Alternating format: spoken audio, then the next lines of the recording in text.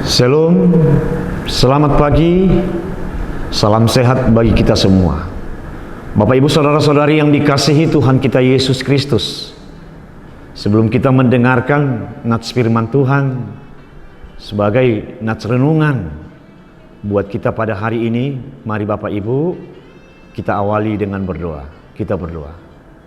Kasih karunia dan damai sejahtera yang daripada Allah Bapa dan daripada anaknya Tuhan kita Yesus Kristus, kiranya itulah yang menyertai kamu sekalian. Amin. Bapak Ibu Saudara-saudari yang dikasihi Tuhan kita Yesus Kristus, firman Tuhan sebagai nats renungan bagi kita pada hari ini, yaitu hari Selasa tanggal 24 Oktober tahun 2023, diambil dari surat kiriman Rasul Paulus kepada jemaat Galatia dalam pasal 5 ayatnya yang ke-24. Demikian bunyi firman Tuhan. Barang siapa menjadi milik Kristus, ia tidak menyalibkan dirinya dengan segala hawa nafsu atau keinginannya. Demikian bunyi firman Tuhan. Menyalibkan daging. Menyalibkan daging itu berarti menyalibkan segala bentuk keinginan-keinginan hawa nafsu yang datang dari diri kita sendiri.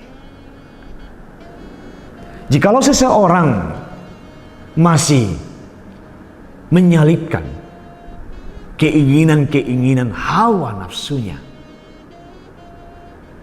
yaitu masih dikuasai oleh perilaku-perilaku yang lama yang sebelum dia mengenal Kristus. Hidup orang yang demikian adalah hidup yang belum menyalibkan dirinya di dalam Kristus. Dan perlu kita ingat Bapak Ibu Saudara-saudari yang dikasihi Tuhan kita Yesus Kristus, jikalau kita menyalibkan daging kita dalam keinginan-keinginan hawa nafsu kita, itu akan menyebabkan kebahayaan dalam kehidupan kita.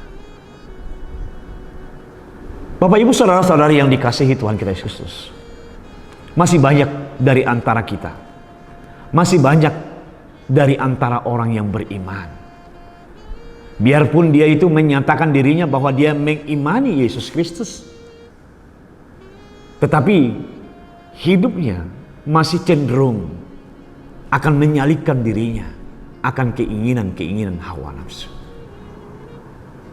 Maka dengan itu Bapak Ibu Saudara-saudari yang dikasihi Tuhan kita Yesus Kristus, jikalau pada saat ini masih ada orang-orang yang berperilaku yang demikian, di mana orang tersebut yang menyatakan dirinya orang beriman di dalam Yesus Kristus, tetapi masih menyalibkan dirinya akan keinginan-keinginan hawa nafsu, maka saat ini Bapak Ibu, melalui kita mendengarkan firman Tuhan ini, mari kita bertobat.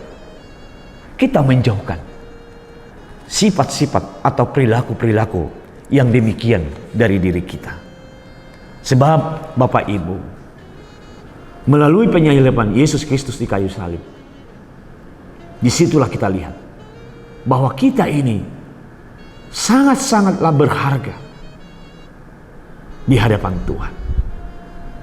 Melalui anak yang tunggal, dia rela di kayu salib mempersembahkan dirinya agar hidup kita lepas dari belenggu-belenggu dosa.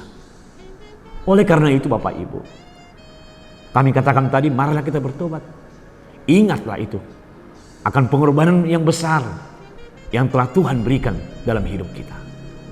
Janganlah kita mau menyalibkan diri kita, menyalibkan diri kita dengan keinginan-keinginan hawa nafsu kita, tetapi salibkanlah diri kita di dalam Yesus Kristus, agar Yesus Kristus selalu menyertai kita, selalu melindungi hidup kita. Amin. Kita berdoa.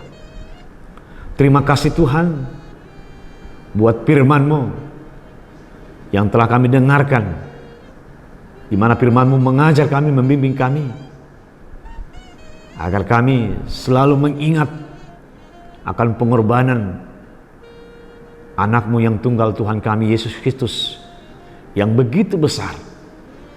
Melalui pengorbanan anak-Mu Tuhan Yesus Kristus, kami beroleh kelepasannya Tuhan. Ingatkan kami, mampukan kami, agar kami selalu ingat akan apa yang diperintahkan firman-Mu dalam hidup kami. Allah Bapa kami, bagi seluruh warga jemaat-Mu dimanapun mereka saat ini berada, dimanapun mereka beraktivitas ya Tuhan, berikan kepada mereka kesehatan, jauhkan mereka dari segala penyakit, dan apa yang mereka kerjakan ya Tuhan di setiap harinya, kiranya Tuhanlah yang memberkatinya. Terpujilah nama Tuhan. Dalam nama Yesus Kristus kami berdoa. Amin.